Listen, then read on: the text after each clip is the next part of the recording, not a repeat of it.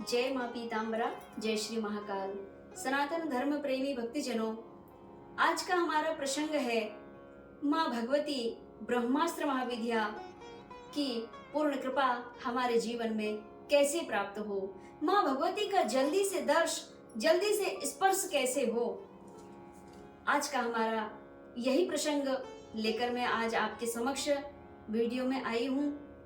बड़े ध्यान पूर्वक आज के प्रसंग को आप सुने, क्योंकि माँ भगवती के दिव्य साक्षात्कार होने का प्रसंग है, पाने का प्रसंग है। भक्तजनों, जिस प्रकार हमारी ये दोनों दृष्टियों में दूर की चीज दिखाई नहीं देती है, दूर की वस्तु दिखाई नहीं देती है, इसी प्रकार माँ भगवती भी आपको दूर लग रही है, बहुत दूर होंगी और यहाँ केवल विग्रह और मूर्ति स्वरूप में दिख रही है, लेकिन वास्तविक दर्श नहीं हो पा रहे हैं। वास्तविक दर्श तो उनको होते हैं जो माँ भगवती की ध्यान में, साधना में नित्य प्रतिपल रत रहते हैं। उन्हें प्रतिपल माँ भगवती विग्रह में जागृत अवस्था में दिखाई पड़ती हैं। लेकिन हम आपको कैसे दिखाएं?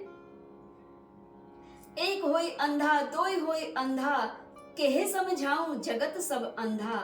अज्ञान रूपी अंधकार का मोतियाबिंद जो संसार में पड़ा हुआ है, इस मोतियाबिंद का ऑपरेशन तो गुरु दीक्षा के बाद ही होता है। गुरु आपको जब प्राप्त होता है तो आपके जीवन में अज्ञान रूपी अंधकार से जो मोतियाबिंद छाया हुआ है, इसका ऑपरेशन करके और उस मोतियाबिंद को हटा देते हैं और गुरु मंत्र के स्वरूप में आपको नाम दीक्षा प्रदान करते हैं।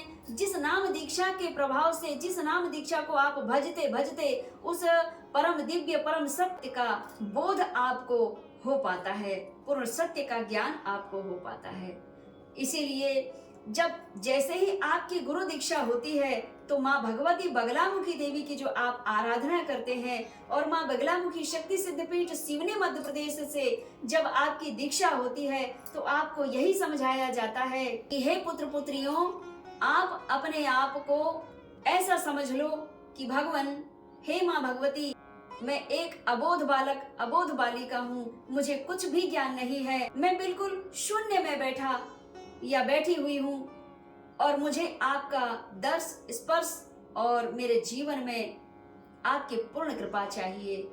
ऐसी भावना रख करके जब आप गुरु दीक्षा के बाद भगवती की आराधना करते हैं तो मैया की कृपा पूर्ण प्राप्त होती है। भगवती को आप समझ लीजिए, माँ भगवती एक पतंग है जो दूर है, हमें दिखाई नहीं दे रही है, और आप समझ लीजिए आपका जो मंत्र है वह धागा समझ लीजिए।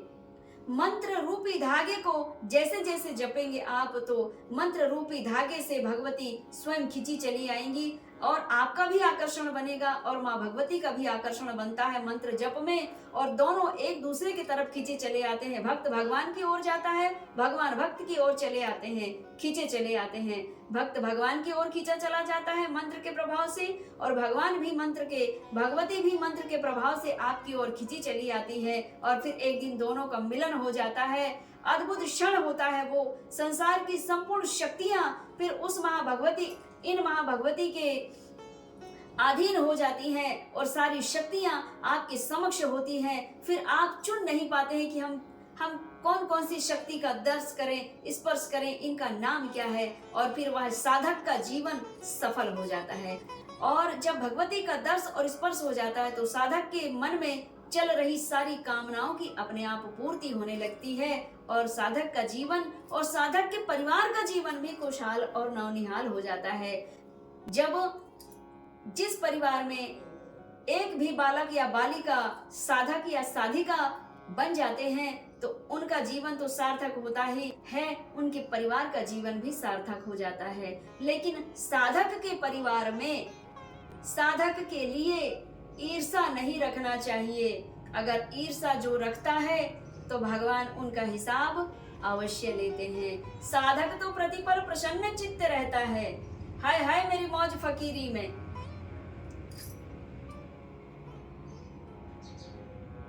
फकीरी में मजा जिसको अमीरी क्या बेचारी है।